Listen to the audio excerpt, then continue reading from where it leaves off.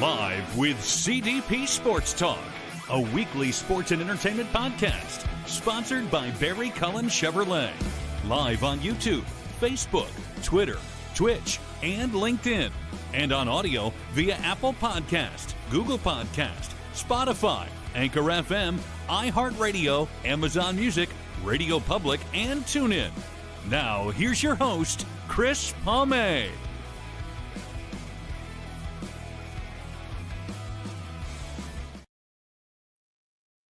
Good morning, everybody. Welcome to Season 11, Episode 4, overall 554 of Live with CDP Sports and Entertainment Talk Show, sponsored by Barry Cullen Chevrolet Dealership at 905 Woodlawn Road West in the Guelph, Ottawa. Check out their website, barrycullen.com, for the newest selection of new and pre-owned GM vehicles, along with their great selection of all-electric vehicles and Cadillac vehicles as well. You can call the dealership at 519-824-0210 and tell them Chris Palme sent you, or you can email them at info@barrycullen.com.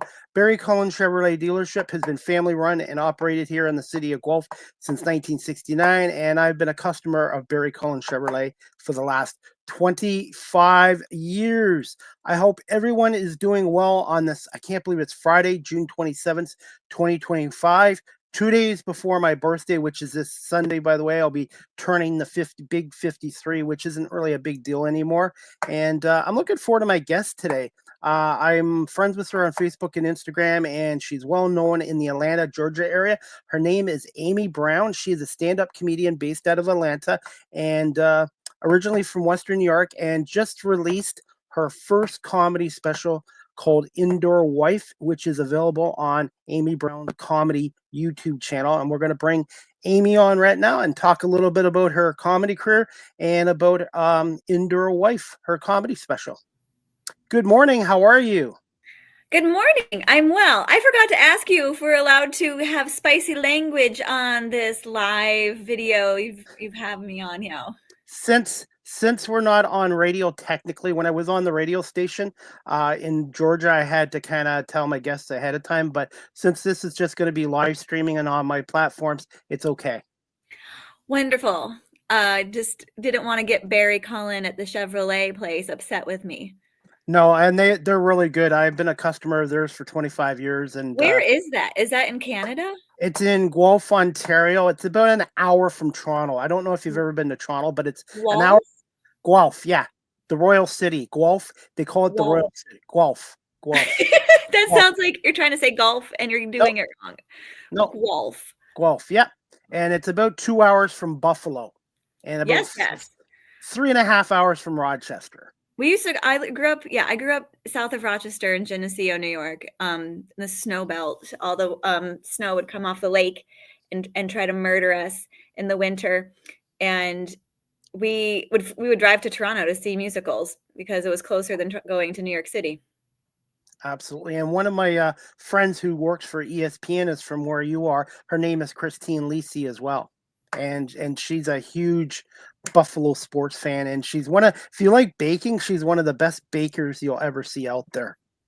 Good on her. I think if you are a Buffalo Bills fan, you do have to be a baker because you have to eat for emotional reasons every season. It's tough. They let you down every year. And then you have to watch them in the snow. So you have to be cold and sad. I assume you don't miss that kind of weather, the snow. All the colleges I applied to were below the Mason-Dixon line. I grew up on a farm, and I was just tired of my nose hairs freezing, my hair freezing. I have a theory that's like the accent in that area is very nasal. It's like, Amy, you want a white hot, Amy?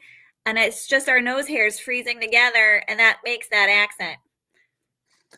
What are some of the biggest differences from comedy on the East Coast side here to the Midwest? Oh, I wish I knew.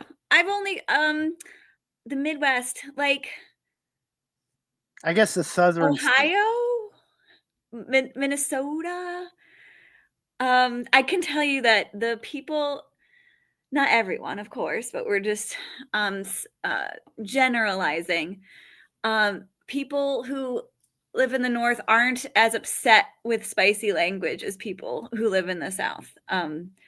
there's a lot more clean comedy in the South, and they don't want swear words. And I did a show in South Carolina, and I was talking to a lady who came up afterwards, and I told her that, and she said she was from Ohio, and she's like, "Oh, fuck no, I can't believe it." Like, she was like a grandma. It's just so funny to see the spicy language come out of nanas in the North of the country.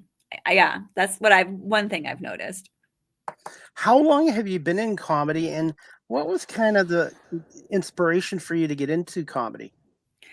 Oh, I was sitting on my sofa eating Cheez-Its and drinking a bottle of wine one night, and like it was when like my kids were kind of old enough that they didn't need me so much, and I just flash forward like 30 years, and I was like, oh God, I'm gonna die here on this sofa of a fatty ass and a fatty liver. I got to do something, and I saw an improv class advertised on my Facebook feed, and I clicked it, and I signed up like just like in a moment of recklessness. And then I also paid for my friend to sign up because I needed a buddy. I didn't want to do it by myself. It was scary. Do you know the difference between improv and stand up?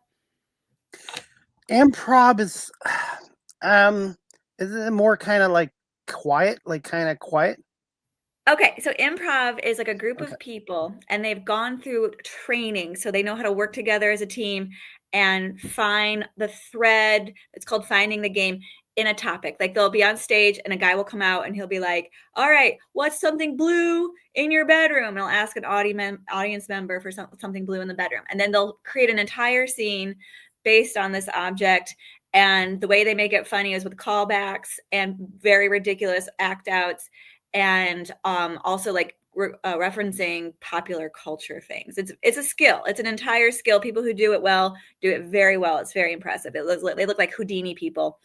How they think that up. How did they work together? It looks like, it feels like they've planned it in advance. Stand up is one person who's prepared, who's thought about what they're going to say, written jokes, practice those jokes in different audiences, hopefully in different areas of the country, and you just polish them like a stone. You know that this phrase always gets a laugh, or you find out this phrase always only gets a laugh in certain parts of the country or in certain rooms based on like how old people are and things like that. For people watching the show live stream or audio, and they're interested in getting into comedy, what would you recommend somebody? Would you recommend somebody starting out with improv first? That's a great question. I think you have to go where you have the most passion, because it is going to be uncomfortable. Like whichever one is calling your name the most, go do that first. And it's for improvisers, it's good for them to take a stand-up class. Stand-up comedians, it's good to take an improvisational class so that you can do crowd work and be in the moment and have that skill set too. But it's so hard the first several years. I had diarrhea for a year. Like that's how much anxiety. Like it's your public speaking, and you have to do it several times a week to get better at it. And it's going to be awful. Like you might have like a good set here and there, but when you're first starting out, 90% of it is absolute terror and bombing. And so you have to really, really want it to continue to put yourself through that to get better. To this day, do you still have rituals or superstitions before a live performance to help you relax and calm yourself, focus? Some people can't eat before they go on stage, but I was trying that because I was trying to do like intermittent fasting. That's what all the women get bullied into trying all of these diets, and I'm just as gullible as the next person. So I was doing intermittent fasting, and I got lightheaded on stage. So I just make sure I'm not hungry. I eat a meal. Can you Because tell then, if I have a bomb, they can't take that. Oh, I have a good meal. It's like a Last Supper. No one can take that from me. Since we're talking about food, what do you like to have before a performance? I like to have Ideally, noodles. I'm a noodles. child. Yeah. I like pasta. I like Italian pasta dishes. So, For me, it's macaroni and cheese. I love macaroni and cheese. oh my God. I went through 3 years coming every time I came home from a gig.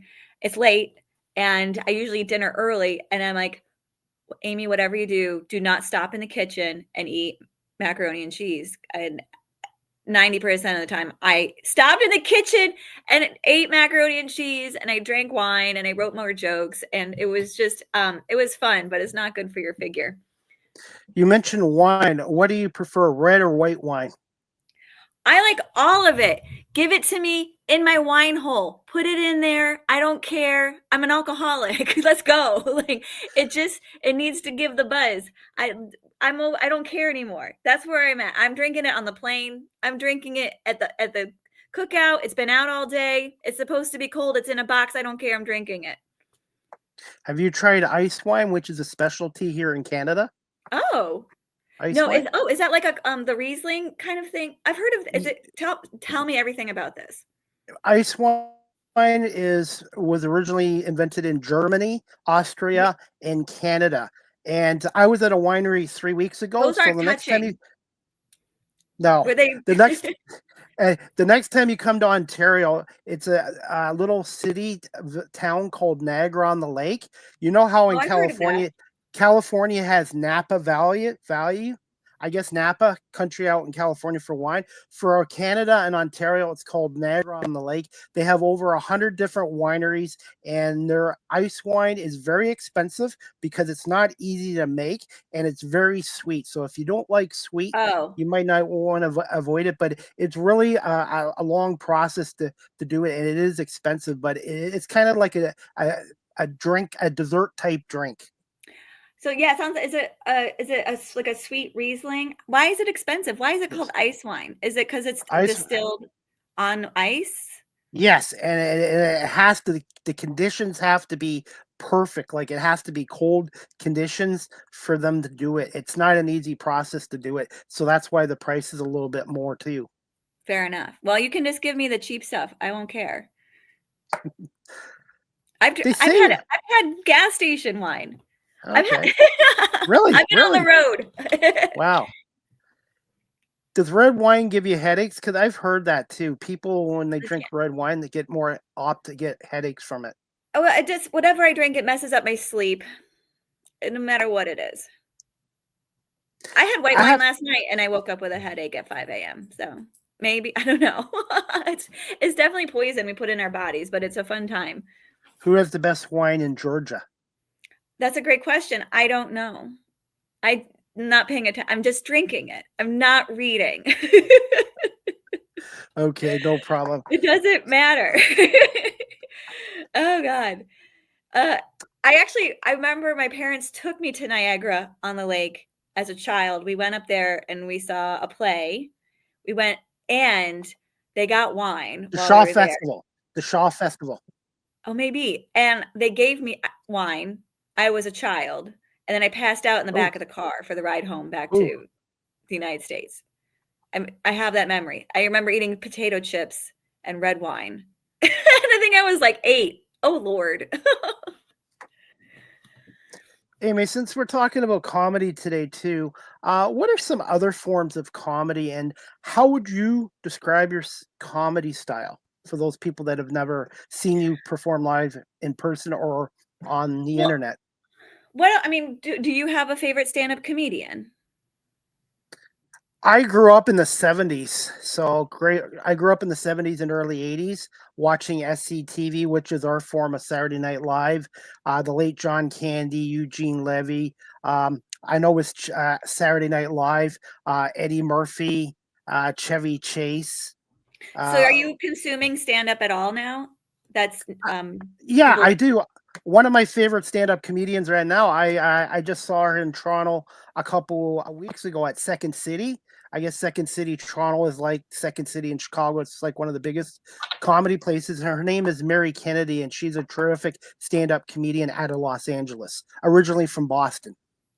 She's a stand-up or she's an improviser? No, stand-up comedian. Okay. Mary Kennedy. I'll have to Google her. Her birthday is the exact same day and year as mine. So that's why happy birthday. So you guys are both going to turn 53 on Sunday. Right? Yes. And she's heading out to Scotland to do a comedy festival out there as well. The Fringe Festival? I think so. I believe so. Yeah, she's going to be out in Edinburgh, Scotland for a couple That's weeks. Edinburgh Fringe Festival. Yeah. Festival. Have you been there yet?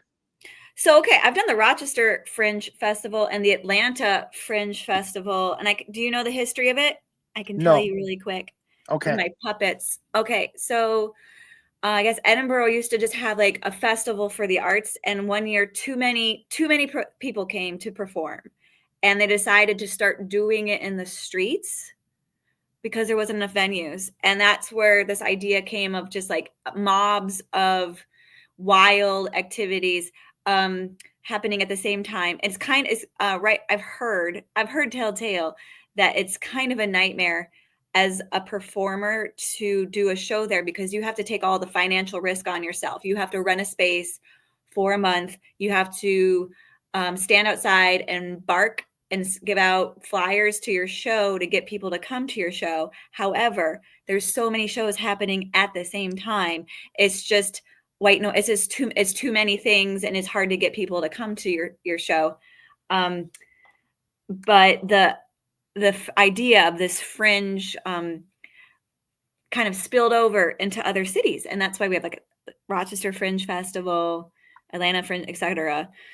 There's this guy who's transgendered, who's a very famous comedian, and they started there. He's British. She's British. Eddie Izzard. Do you know Eddie Izzard? Very funny. Lots of specials from back in the day. And I don't know if they go by they or she, but she said she would just be on the corner in the streets of Edinburgh and start doing performance art, to start doing something weird in a way that got people to watch. And that's when they knew, okay, I can do anything. I can do theaters, and I can also do a street corner and be weird enough or engaging enough to get people to watch. How many festivals have you done so far in your career? And do you have any plans in the future to do festivals in Toronto or over here in Canada? Do you have any festivals in Toronto that I should know Yes, about? there's some coming. I'm trying to think of the name of it. It's a famous street, but it's usually in July and August. You know what? After Just the for show. Laughs is a famous Canadian thing, and they went under last year. Did you hear about this? That is sad. Just because they've been around for a long time. This is what I heard on a podcast. So they went under because one of the people who worked there got, you know how there's people who will call and spam you and say like, your account's been hacked, we need all your identification. That happened, and it took all their money, and that's why they couldn't do the show and the festival anymore. That's hearsay, okay? But I also heard maybe they're coming back, like maybe they got some more donations or something. Doesn't Howie Mandel, isn't he like in charge of that, or was the original investor? And now I remember the festival that's in Toronto. It's usually in July or August, called the Danforth Festival. Danforth Comedy Festival. Danforth be with you. Yes. See, I would remember. I'm at that age now where I have to write everything down or I can't remember the names. Oh, yeah, absolutely. I have alarms on my phone going off every 15 minutes telling me what to do next. It's gone. There's no, I mean, it could be perimenopause. It could be decades of alcohol consumption. Womp womp. It could be we're just getting old. You're only 25. Sure. That's right. Yeah. You're 25. 25. So, that's a perfect age. Okay. So yeah, I've done a bunch of festivals. I apply every year. You have to have to get into a stand-up comedy festival. You have to have like a perfect 5-minute set recorded they have judges that vote on different aspects of your 5 minutes. They usually only watch the first 3 minutes. So you got to murder real fast, real quick, like boom, boom, boom, joke, joke, joke, audience, like, going crazy. And they'll do like originality of the jokes, like performance style. And then most festivals want to create a docket that is a lineup that has diverse viewpoints, So then if you like, for example, I am a 25-year-old woman, right? No, I'm a woman of a certain age with children and married and suburbs and blah, blah, blah, blah.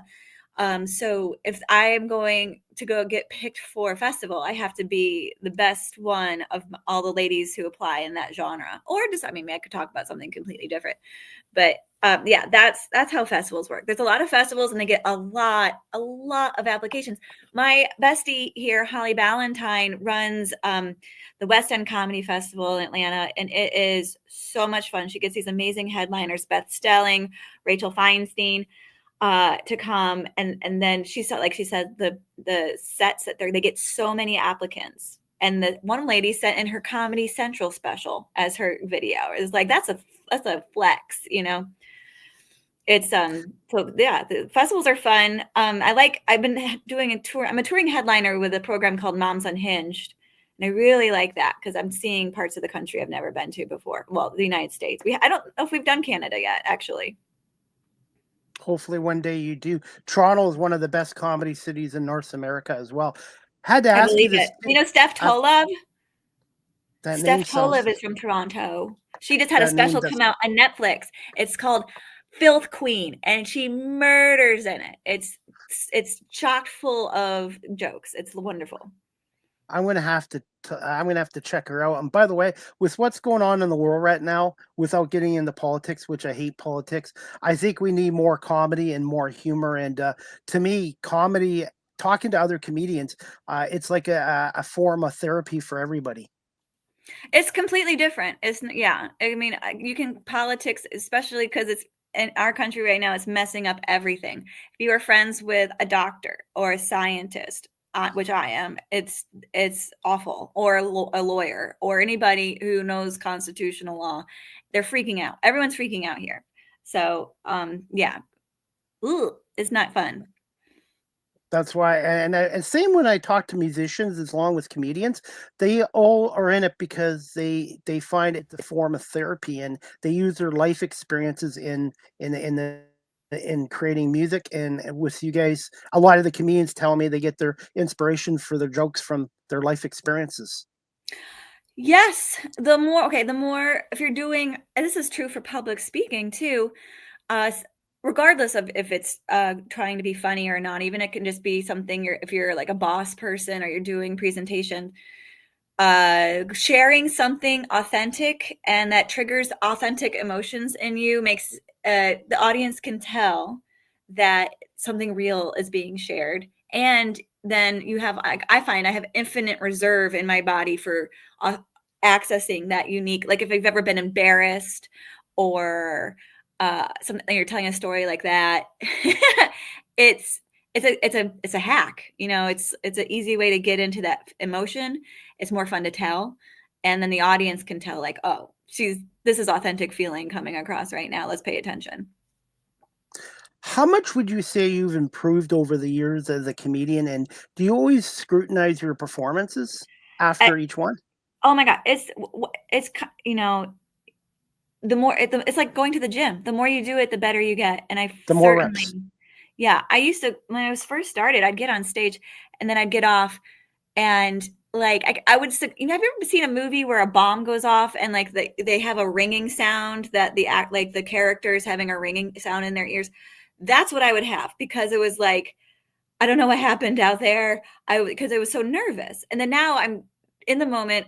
I'm not nervous usually, and it's you have to get better. The more you do it, the better you get, unless you hit a wall, and that's as good as you're going to get. And I haven't hit my wall yet. I'm still getting better. It's the same thing with like a violin. A violin. My husband took the violin forever. He hit a wall. He couldn't do like the vibrato with his finger, and he gave up.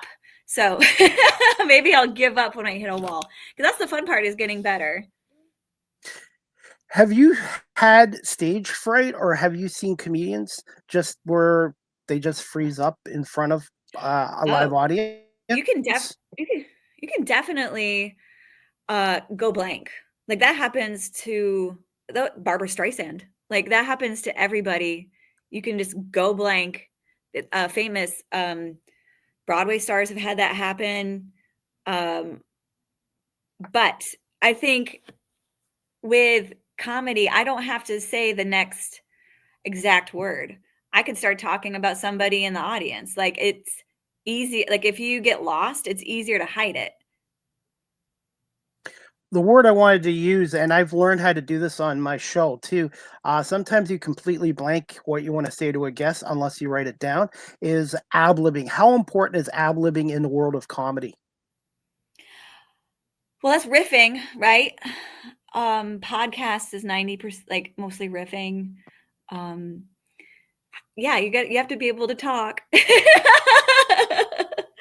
Yeah, the people who are better at talking, I think, have an easier time doing longer sets and staying funny and being relatable. I mean, you can see like the really good comedians who are on podcasts for the most part are good at chatting. Speaking of podcasts, would you like to plug your weekly podcast show? Oh, would I ever? Hello. So I have a podcast too. It's called Amy Brown Comedy Podcast. I made it easy. I had a different name before and it was confusing. So I'm Amy Brown. I do comedy. All of my handles are Amy Brown Comedy, Facebook, Instagram, YouTube, and then it's Amy Brown Comedy Podcast. And I have friends on and we talk about stuff. So my last episode was this comedian in Atlanta named Mookie G, and we are both on Manjaro. Well, he's on Wegovy. Manjaro is like Ozempic, and we just got together and we chatted about our side effects. It's a little a little dirt, like a little bathroom conversation and parts of it, but it was fun because when we started doing it, he and I are both very outgoing, and so I was in my dance class. I go to an old lady dance class every Thursday and Tuesday.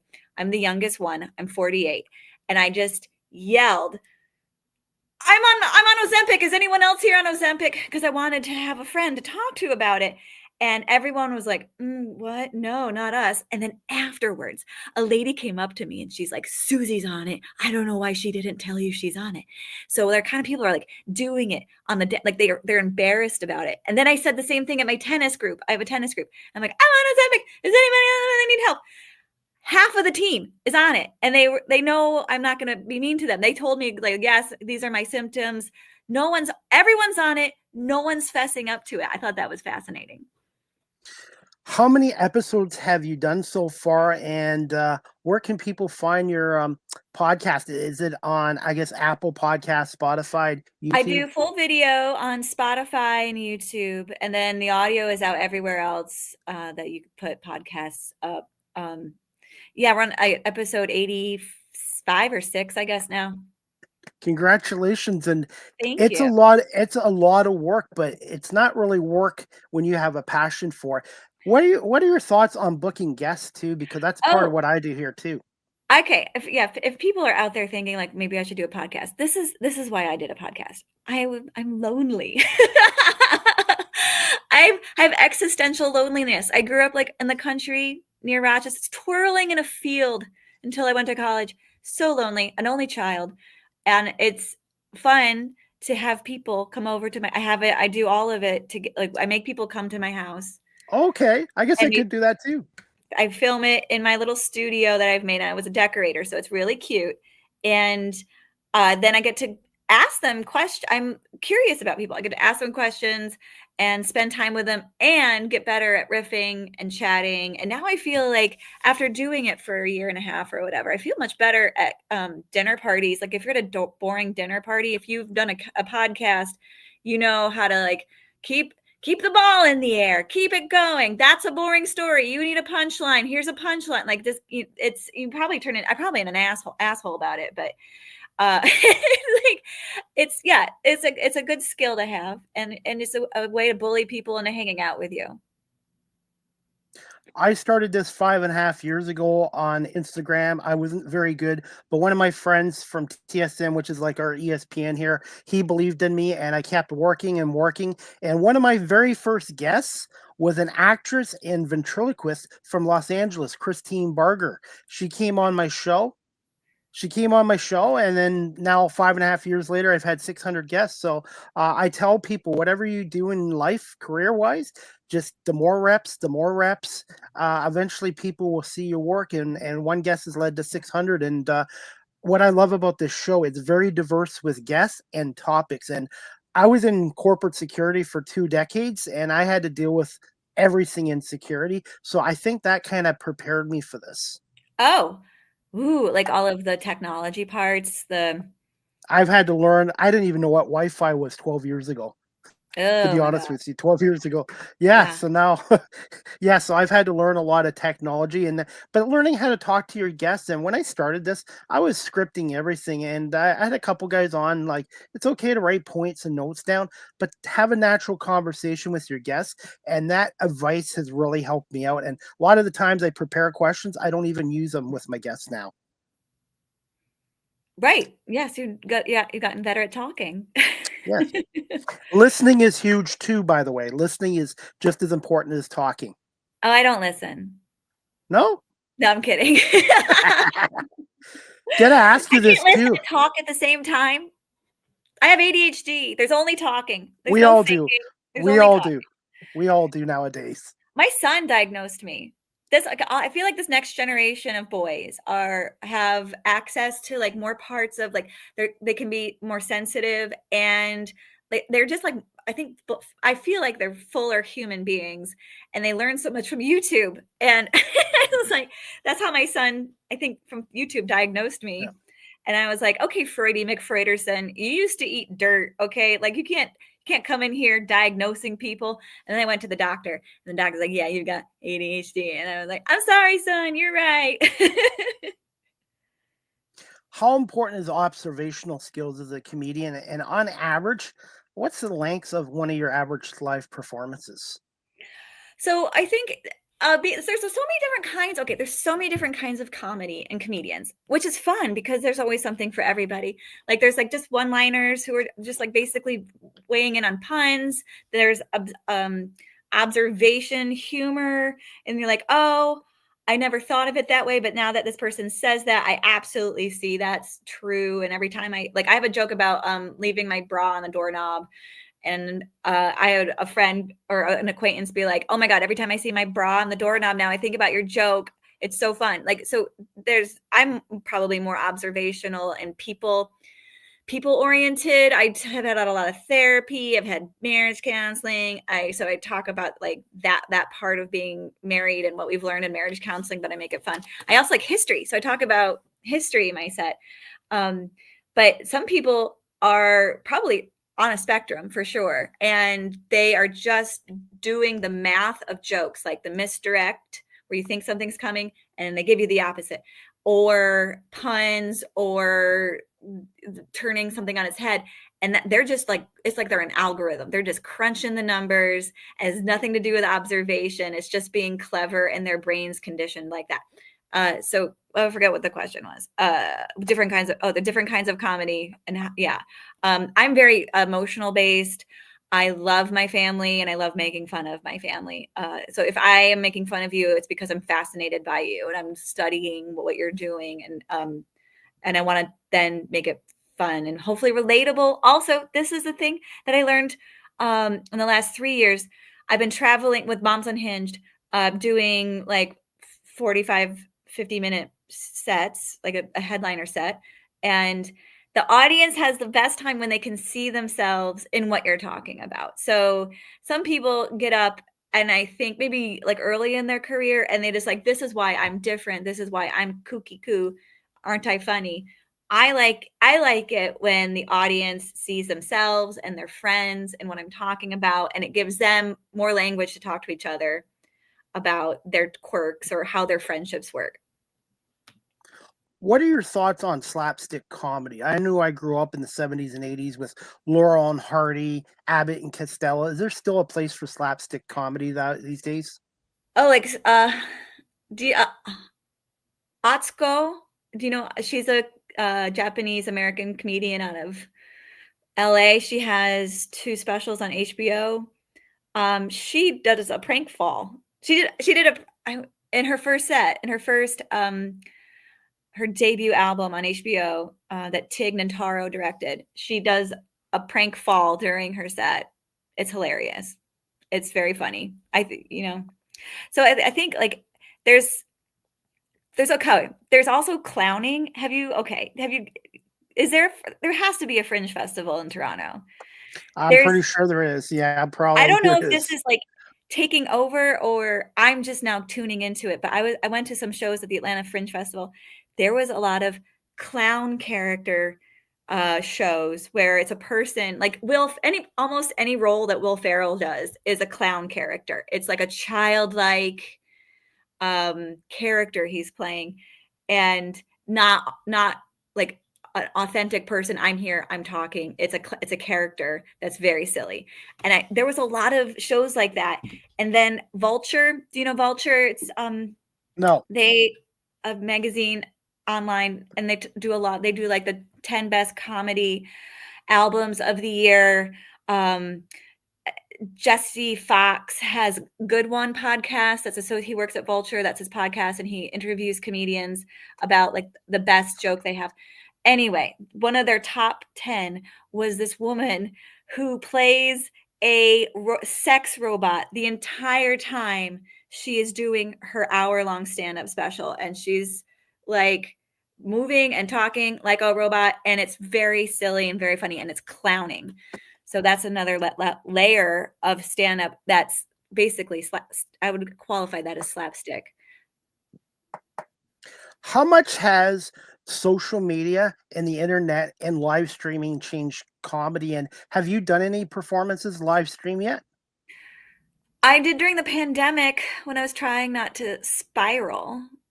It's not fun to do it on like because you can't hear people laughing, and It's not the then same. you can't. I like to feel vibes. That's why I do my podcast in person, because I need to feel the energy in the room. So yeah, but oh my God, social media has completely changed the entire game of stand-up comedy. I'm told back in the day, before the pandemic took over, they used to be able to tour as a headliner and not be famous. The people in the town trusted the club to book funny folks, and they would sell tickets and you would go and you could perform. Now you have to be famous to sell tickets, or else the club won't even have you, because they don't want to spend money advertising for you when someone else could come and sell out and they don't have to do any advertising. How important is it to brand and market yourself, especially on social media and the internet? You have to. It's all of it. Yeah. It's all of it. It's all it is being a little whore on the internet, just selling your soul, ignoring your family, liking and subscribing. I have arthritis in my thumb from posting reels on Instagram because you can't post the reel from your computer. It's exhausting and stupid, but you have to do it. But what else are you going to do? At least you can get your voice out. Before you had to go to New York or LA and be on television. That was the only way to do it. And you asked me what kind of comedy I do. Do you ask? Like, yes. I feel like, do you know who Leanne Morgan is? I've heard the name. Yes. I'm going to send you a list, and this is going to be homework. You're going to have to watch all of these specials. Leanne Morgan has a special on Netflix. She just recorded her second special in Wilmington like last week, so that'll be out maybe in 6 months. She popped off on Facebook during the pandemic. She had some bits about being older and going to a concert, and like she could tell like it was like Def Leppard or something, but the guys are really old, and she's like, "Oh, he's got a hernia. I can see it from here." Like she's like, everyone limped home because they have sciatica problems. It was just like a commentary on like what's happening to our bodies. We used to be young, blah blah blah. That's like, I'm talking about what it's like for me getting a little bit older, being married, raising kids. The kids are getting older. That's weird.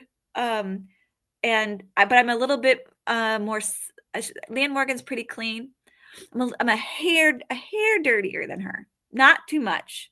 Just a fun amount. Just a little spice. Just a little cayenne. A little calientes. But yeah, it's relationship based stuff basically. I'm going to put you on the spot with this question. As a comedian, do you have a bucket list that you want to do in your comedy career at some point? Um, well, you got to be careful because like we're getting older, and if you make your bucket list too hard, it's going to stress you out.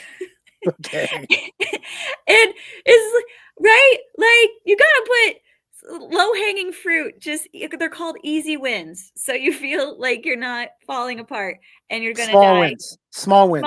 Small wins. Yes. So I have small wins right now. I'm focusing on the things I can control, like posting every day, writing material I'm proud of.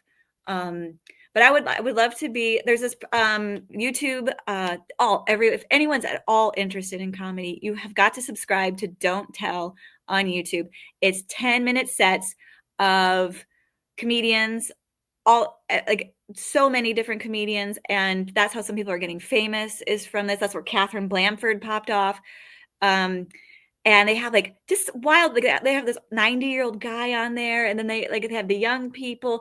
It's a potpourri. It's a cornucopia of different perspectives, different kinds of comedians, 10-minute sets. So it's tight, and it gives you a taste, and then you can find who you like and subscribe to them, become fans, go sell tickets. I would love to do a set on there. I have to get a slamming 10-minute set and then get it in front of the right people and get it recorded properly, which is a whole thing. But that's on my list. Some people do a thing where they want to perform in like all of the United States. And I would love that, but I can't keep track. I don't know where I am most of the time. And I don't know how I would keep track of that. Instead of like maybe having an old timey map on the wall with the pins. And I don't know if I need to have all that. I'm just going to, old school. I think and then you're like, maybe then you're making yourself fly to a state that you don't know anybody and you're just by yourself. That sounds sad. I want to go places where I know at least I have like a couple fans or a friend and I'm not alone in a La Quinta eating out of the gas station and drinking my gas station wine. Right now, if you could pick one country in the world that you could do stand-up comedy right now, which country would that be? What do you like out of the whole world right now, besides the US? United States is the place. Like that's why so many people are like from other countries come here to do stand-up. And I'm told, and this I'm going to sound like an asshole. You ready? I was talking to a comedian from New York, and she said, if you go to Europe, you're going to murder because they just don't get as much stage time. So they're not as, and it's starting to grow the world over. Stand-up comedy is getting way more popular, but she's like, they don't have the open mics. They don't have all the shows. So you don't get the stage time. So you're not as strong. So that's why some people come here. John Carr, is that his name? Carr. He's British and very funny. He's like, he is what I would call a stand-up robot. He's a little bit like Jerry Seinfeld, like set up punchline. Do you know him? He wears a suit. He has an accent. He's murdering all over the United States. I will check him out. He's on a tour right now. What are your thoughts on ventriloquists? I've had a couple of them on my show, and it's not easy to do. Yes, of course it's not easy to do. It smacks to me of a lonely childhood. And I say this because I have had one that they were alone and enough that they could practice making a sound without moving their lips. That because it takes a lot of hours of loneliness. I don't know. I know there's a guy who has the puppets. He's the comedian with the puppets. There's a guy who does it in Atlanta. I don't know if I'm not going to say his name, but his puppet says racist stuff. Oh, it's awful. Not good. Not good. Like sometimes they use their puppets as an excuse to be mean. So you got to be careful. I'm sure there was this woman I saw one time. She was funny. It's a way of creating a perspective. And so like the most important part of comedy when you step on stage is trying to get the audience to know your point of view so they know how to laugh at your jokes. Like a fat person comes on stage, sometimes people just start laughing already because they know it's what like the jokes are going to be. And if someone like dressed like a hillbilly comes on stage, they already start laughing. They know the kind of, it's okay to start laughing at these redneck jokes. This guy is in on, or this woman is in on the jokes. It's okay.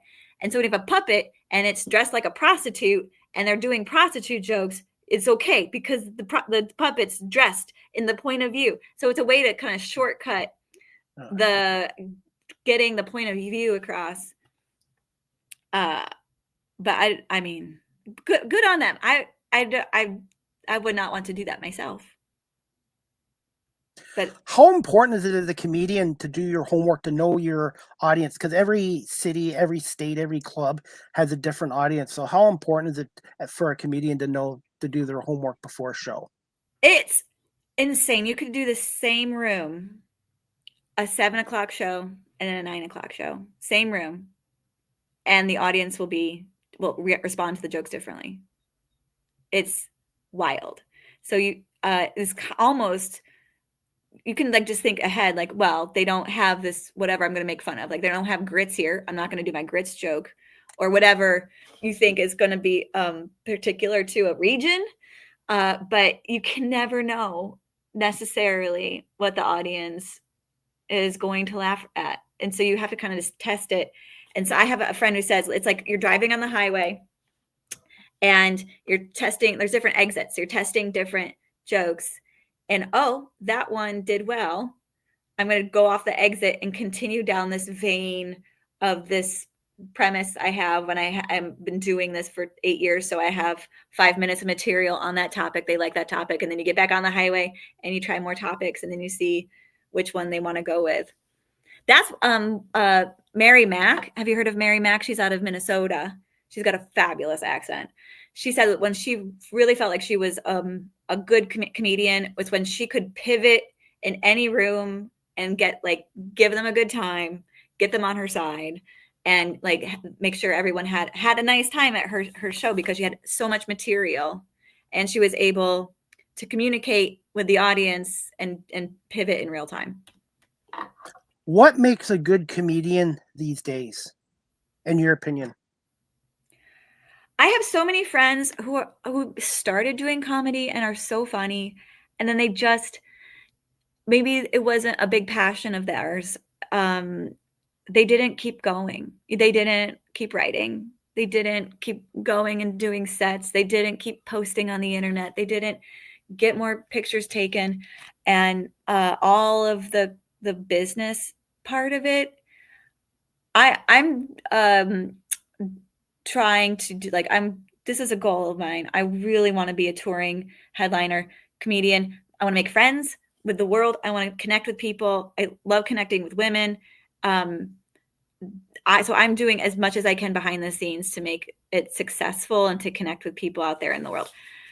So I think just really wanting to do it and keeping at it. And I come from the generation, you might remember, we got feedback as children. We were Yes.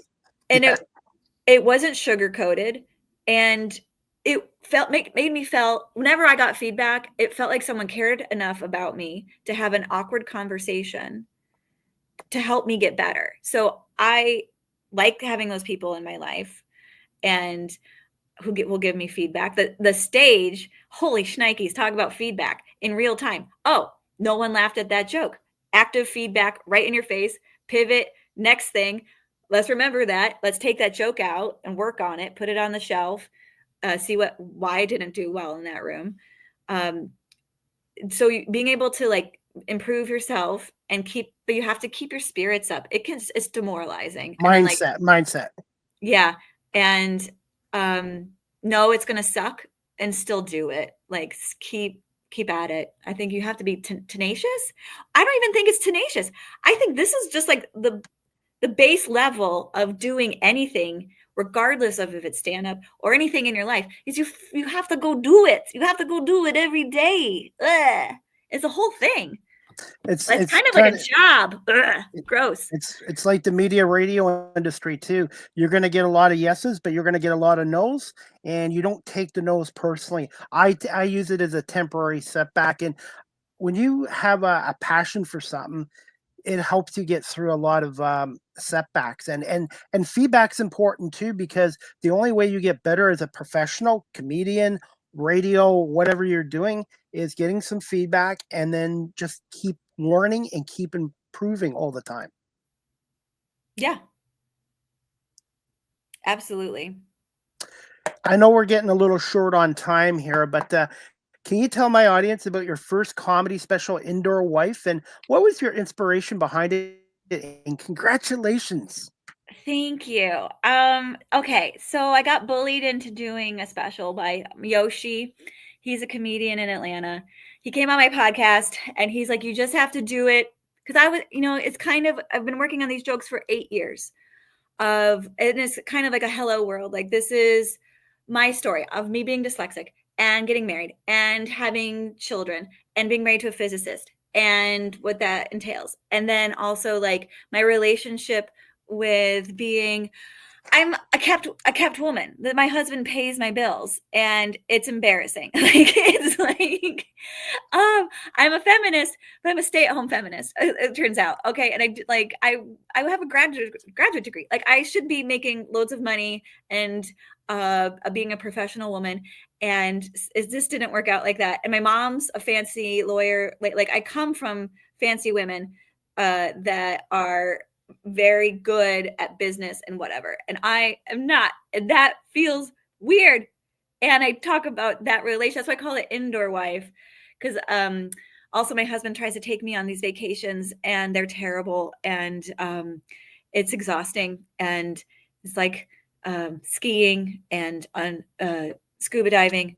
And I hate it. So that's part of it. So this kind of like my relationship with my feminism and what actually happened in my life and how it's kind of related to the way my brain works because of like this is I cannot sit through meetings anymore where someone's speaking and there's no jokes. I'm like, this guy he's bombing, and my husband's like, this is not comedy. Like, he doesn't need to be funny right now. We're learning. Like, so yeah, that's what I recorded the special February 1st here in Atlanta. I did 2 shows. And we edited them, and this is the finished product, like the good shots. There's part of it, my hair's sticking out to the side like this. I don't know if you'll notice it now. Like, half of the show, my hair, I look like Pippi Longstocking for half of it. But what are you gonna do? And it was a fun experience. I'm actually proud of the way it came out. I think I look cute in my sweater, and I am also kind of excited to work on new material now. Like, that was all the stuff saying who I am, my lens. And now I'm free to write just about topics I want to talk about that have nothing to do necessarily that my husband's a physicist or that I'm dyslexic, just other topics like perimenopause and hot flashes and all that yummy stuff. And it's out on YouTube. And then it's going to be out. The audio is going to be out eventually. I'm working with someone out of New York to edit that and submit it to Sirius XM. Awesome. And hopefully all that goes through. I hope I didn't jinx it. I'm going to knock on the table, knock on wood there. And you'll have some merchandise too. Would you like to plug that? I do. My website, Amy Brown Comedy. I have shirts that say Indoor Wife. I have every size, small to quadruple, large. And I have a joke that I didn't put in my special. It might probably be in my next one. It's these rainbow hats, trucker hats. It's a trucker hat of blue, green, and gray. And it has a rainbow. It says, God is sassy, which you'll have to, I guess, follow me to see that joke. It gets an applause break, that joke usually. And I didn't put it in my special. I wanted to save it for the next one. I'm going to have to get one of your hats because I'm a hat guy. And it's funny, the older I get, things that were popular back in the 70s and 80s, like trucker hats, are coming back in. Yes. Yeah. Everything. Mullets. Yes. Bell bottoms. Vinyl records. Vinyl. Yeah. My son's listening to vinyl records right now. Amy, do you have time for a couple more minutes? Because I just wanted to play your video clip from the World Oh, Series. you're gonna play the one from 2003 though. Yeah. I know you said which one should I use, and I said you can use any of them, but like that's a really old one. Can I tell you a different one to do? I should have texted you. Sorry. Okay. No, ADHD. it's okay. No worries. There's one. Let me see. It's all in my. Are you on my YouTube? Do you want to do my dyslexia? Yeah, bit? I'm on your YouTube channel. Yeah, you can do like dyslexia bit. Yeah. Yeah, that's a good one. Okay, I'll just or tidy husband. That's a good one too. Just give me one moment and we'll do that. Yeah, appreciate it. Sorry. 1 second. No, don't worry about it. Don't worry about it. I'm just all those jokes have changed so much since then. They're evolving. That's what like they keep changing, getting better. Now, I noticed with some comedians I've had on my show in the past, they don't putting stuff on YouTube because they say there's a lot of plagiarism in the comedy industry. What are your thoughts on that? Oh, right. You're worried people are going to steal your jokes. I guess. I mean, if someone really does steal it, I could sue them because there's a kind I think there's a kind of copyright when you're on YouTube. But just write more jokes. I think people maybe are too precious with their jokes. Just keep writing. You'll make some more. And about the writing aspect, how important is that to be a good writer as a comedian? I think it's like the whole thing. I mean, what's a good writer? You don't have to be good at essays. I'm not. But you do have to keep track of your jokes and write them down and remember them. Okay. And I did find the video, so I'm just gonna I wear many different hats on this show, so just bear with me. Are you everything? I'm sure you are. Hey, but you know what? That is good for me too, because the more you can do, the more valuable you become as well. That's right. And then you also I feel like you need to know what's happening. So when someone does it wrong, you know that they did it wrong. And that's why maybe your video is not doing well or whatever. Absolutely. And I did find the video clip that you asked me to play. I guess it was from 2 weeks ago. Yes, I've been trying to post more. I just got monetized on YouTube, so I've been trying to post more. Congratulations. I've been working my butt off. What are the numbers to get monetized on YouTube then? So my special came out. I crossed the threshold to 4,000 hours of views, and you have to have a minimum of 1,000 followers. Okay. Subscribers. However, to make any money, you only get paid, I guess, like $3 to $5 per 1,000 hours of viewage. Which is hard to maintain. I think, like, if you're gonna to get any money, and they only send you money when you get up to $100. So you're not gonna get rich off of YouTube unless I do like a special every month and I get 15,000 views every month. I mean, okay. I make a try. Fingers crossed, because I'm working on getting monetized as well, and I put constant content on YouTube as well. But I'm just gonna tell everybody, please subscribe to Amy Brown Comedy like I have. And this clip is courtesy of Amy Brown, and we're gonna play this clip right now. Amy, just let me know if you can hear the audio okay. To Atlanta for my husband's job. He has a cool job. He's actually an atomic physicist. Fancy nerd guy, which is good because in college I studied musical theater. Oops. Uh-oh, I feel like a rescue. Yeah, jazz hands is not an employable skill set. I married an academically smart person on purpose because my whole life I had a hard time reading, and I found out as an adult I'm dyslexic. And whoever is responsible for the way we spell that word is an asshole. Yeah. Do you know somewhere in the middle of that word is an X and a Y? In the middle, what kind of sick psychopath is trying to win Scrabble? On the backs of the illiterate. If anyone comes up to my adult dyslexia dyslexic face and tells me to just sound it out, Amy. Just sound it out. I'm going to punch them right in their throats. Let's see what that sounds like, shall we? Oh, is that a silent K? Is that a hard or a soft CH? Every dyslexic person has an embarrassing tale to tell. When I was in high school, I was in the musical, and we performed for the elementary kids. And after the show, they came up and they wanted us to sign their programs. And they accidentally signed all in. That's how dyslexic I am. I mixed up licked and liked in high school. I Forrest Gumped myself into sounding like a pedophile. I hope you licked my show, little kid. Now get in my van. That year, my yearbook was cover to cover.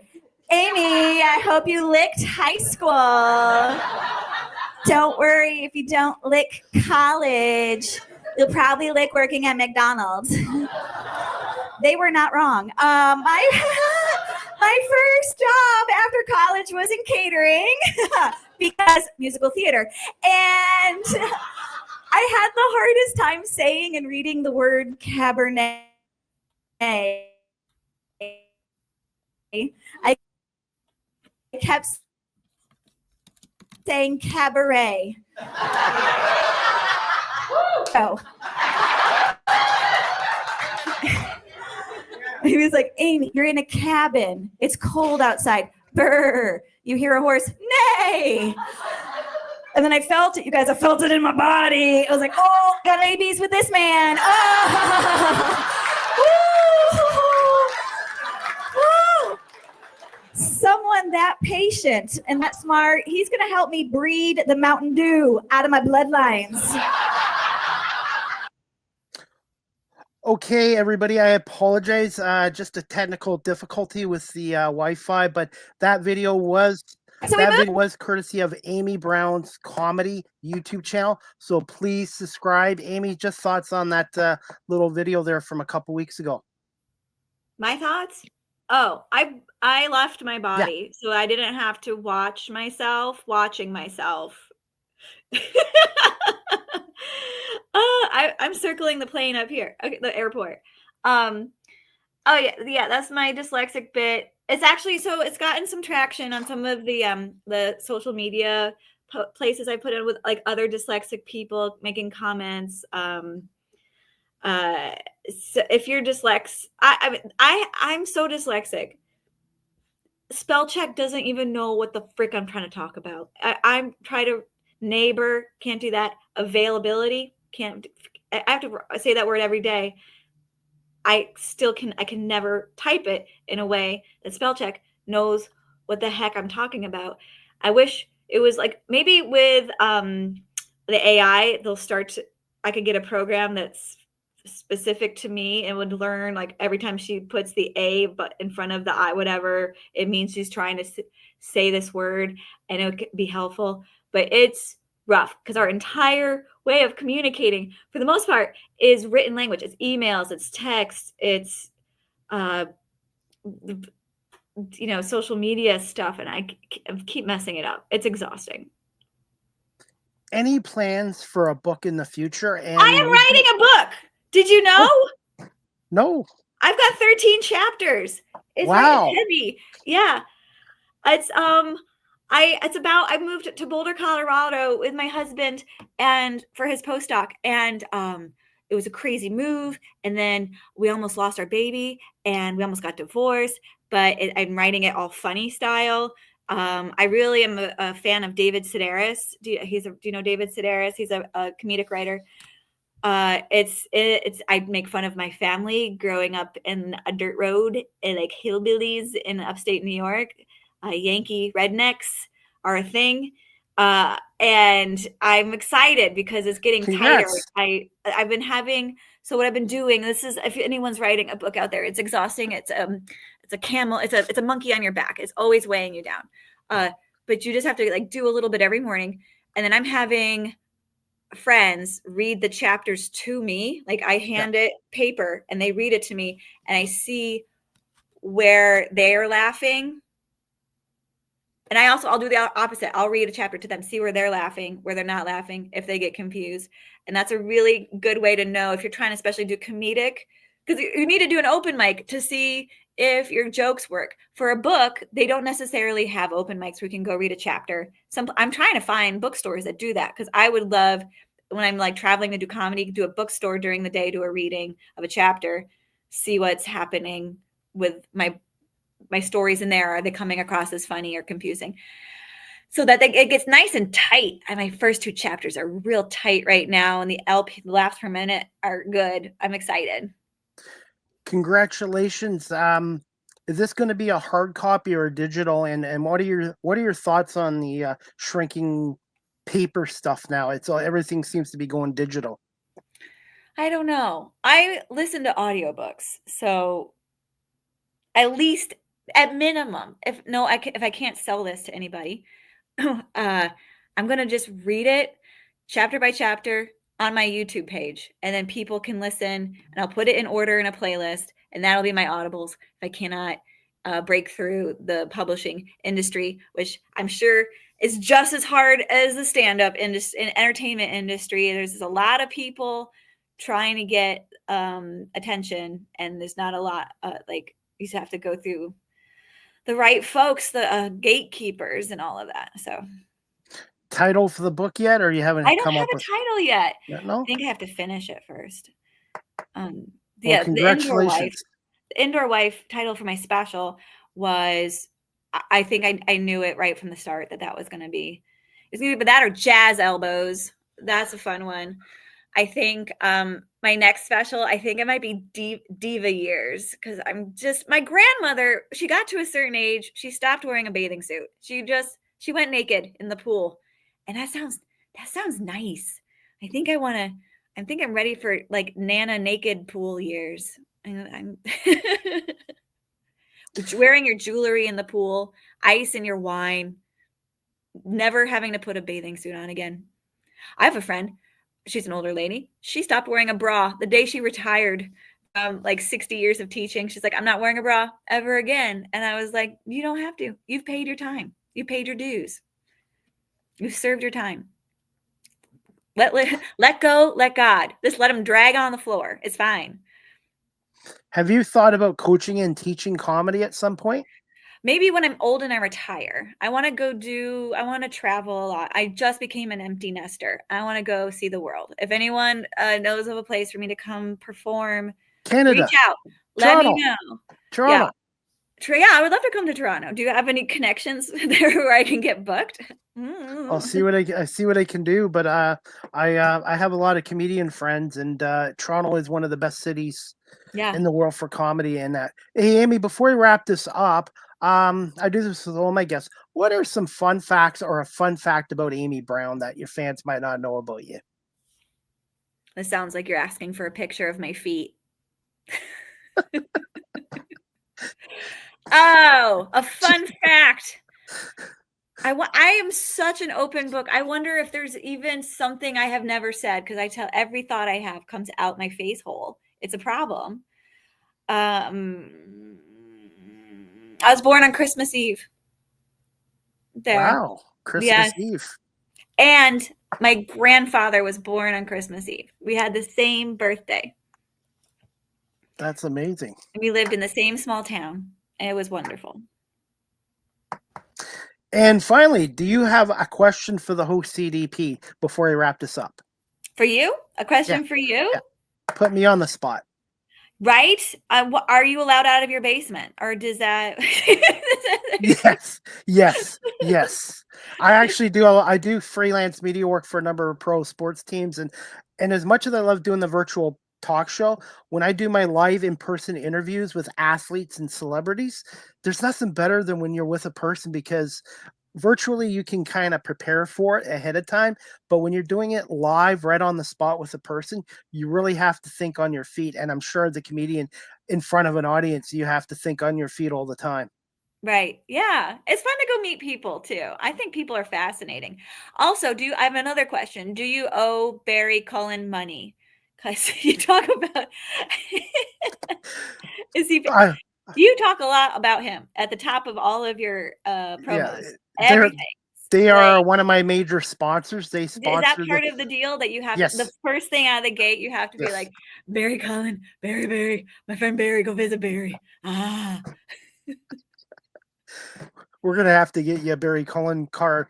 He used to the owner. He passed away, the owner, but he used Oh, to actually play in hockey. But the family runs it. It's been family run and operated since the late Barry Cullen passed away. But he was a hockey player for the Detroit Red Wings, Toronto Maple Leafs, and played in Buffalo. And he started up Barry Cullen Chevrolet back in the '60s. And I've been a customer of theirs for 25 years. And just besides being a GM guy, I'm a GM guy, by the way. It's the people that run it. You know what I mean? You can like a product, but if the people running the product aren't very good, then you're not going to do with it. So they have really good customer service there, and they've been a sponsor of the show for 3 years now.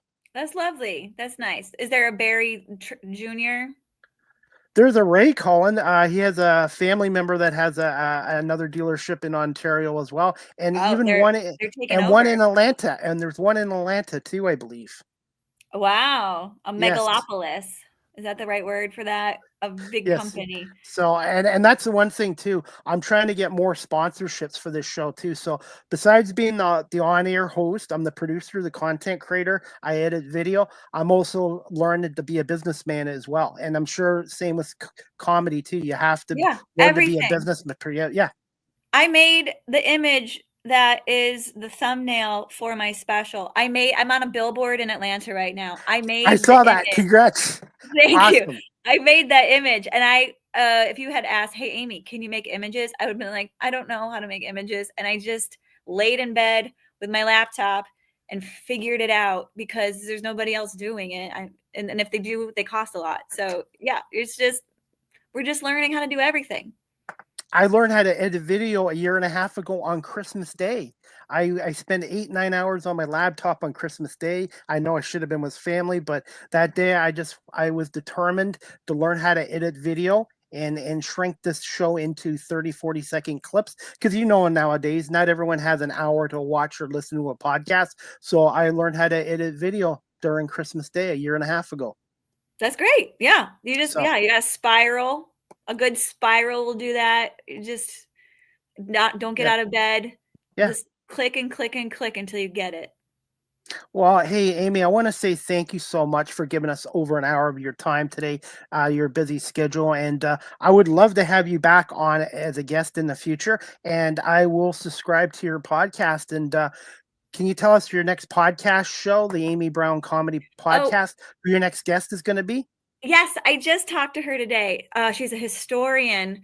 And so when you grow up in the United States, you get a different education because they're very states specific based on what state you're in and what generation you're coming up. And there's a lot about the American South I didn't learn about growing up in New York. Like there was in the 1800s, there was a massacre in Wilmington, North Carolina, of the Black community.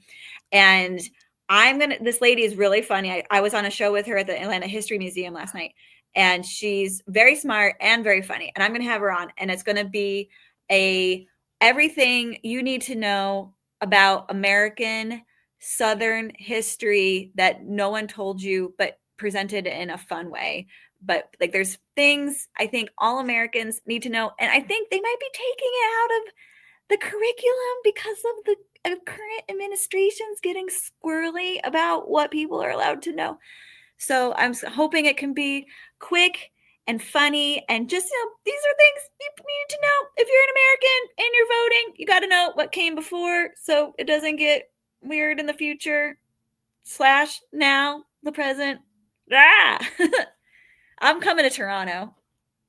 Let me know. Or Move even in. Niagara Falls.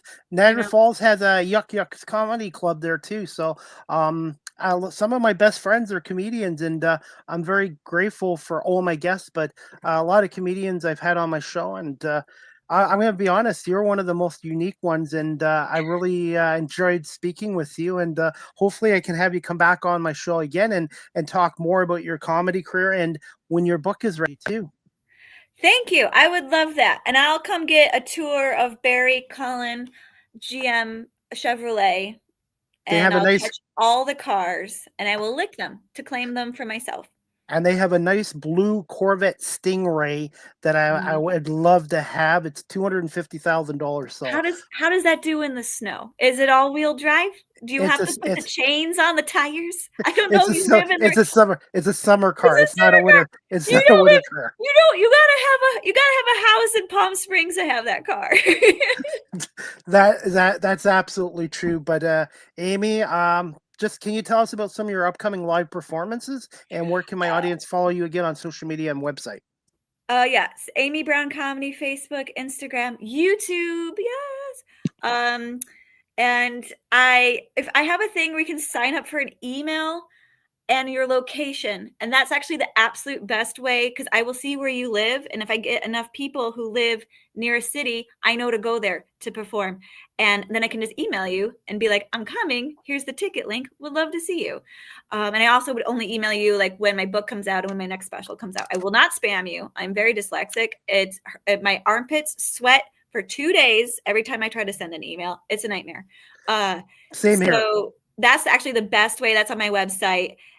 Because I've been learning about the internet. Oh, you only get like 0.1% of all the people you follow. You get to see their material, their stuff on social media. So even though I have all these followers, they're not necessarily getting where I'm performing next because I'm not in your feed. And then you have to pay. It's pay to play now. It's all pay to play. You got to pay to have your stuff pushed out to your followers. I would just rather send you an email. That's so much easier. And I would love to do like Minnesota or the Toronto. I want to go see everything. I'm open for it.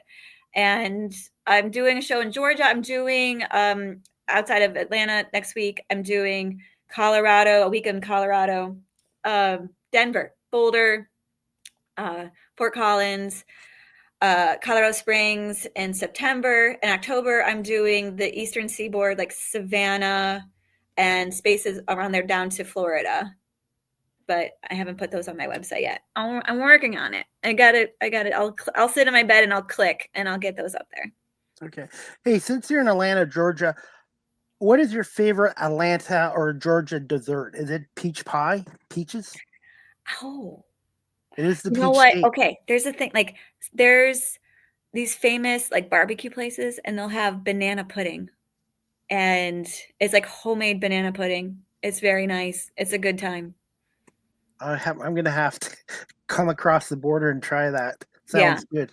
Yeah, homemade pudding. I mean, it's not like the Jello. It's not homemade. Anything is the best, right? Yeah, I like to do. I mean, I'm a Krispy Kreme donut girl too.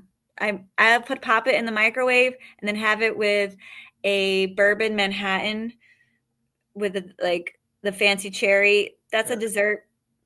That's a good time. All right. Well, Amy, I'm going to wrap this up, but give me a little bit of time this afternoon and I will send you the full video, the audio, and I will edit the video into clips and I will tag you in there as well. I did add you on TikTok and I'm following you on YouTube and Instagram, and I'm not stalking you, by the way. Bad touch. I try to be funny, and that's why I'm in media radio. Yeah, it's all good. No, it's good. All right. It was lovely chatting with you. Good luck with all of your enterprises. I hope you don't get carpal tunnel, and I hope you don't get arthritis in your thumb. So far, so good. I can still move my thumbs. Yeah. That's the only thing that keeps us. Without these, we'd just be in the field eating with our mouths like cows. Absolutely. Hey, Amy, continued success in your comedy career, and we'll definitely keep in touch with you on social media. Okay. Thank you. Bye. Thank you so much, Amy.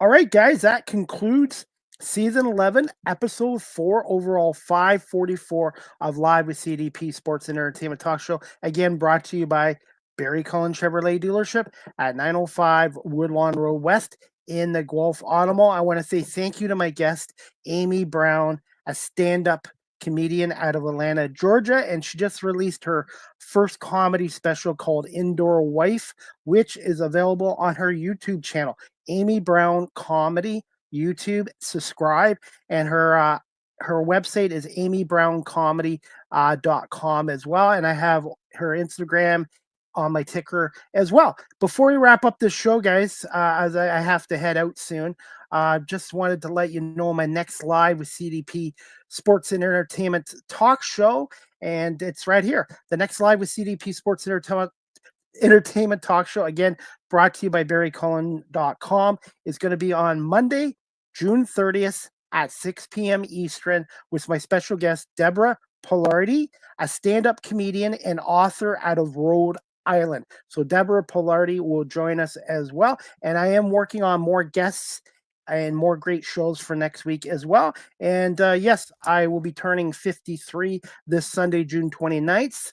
And the Toronto Argonauts take on Ottawa at 7 o'clock. And my Detroit Tigers take on the Minnesota Twins Sunday night as well. So hopefully both the Argos and the Tigers can win on my birthday. And for my audience that are watching this in Canada, want to wish everybody in Canada a happy Canada Day on July 1st, Tuesday, July 1st, here in Canada this year as well. And that is about it, guys. Again, thank you to Amy Brown, a stand-up comedian, for coming on here today. And I want to say thank you to everyone watching this live stream and on my audio platforms, and to my sponsor, barrycullenchevrolet.com.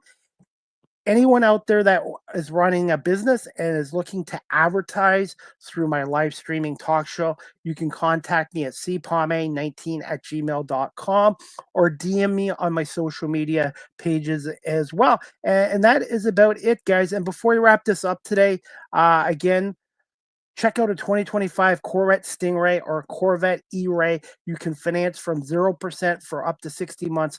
More details at barrycullen.com, or drop by the dealership at 905 Woodlawn Road West in the Guelph Auto Mall. Conditions apply. View offer details. And again, live with CDP Sports and Entertainment Talk Show is proud to partner up with Barry Cullen Chevrolet, and looking for more sponsors in the future as well.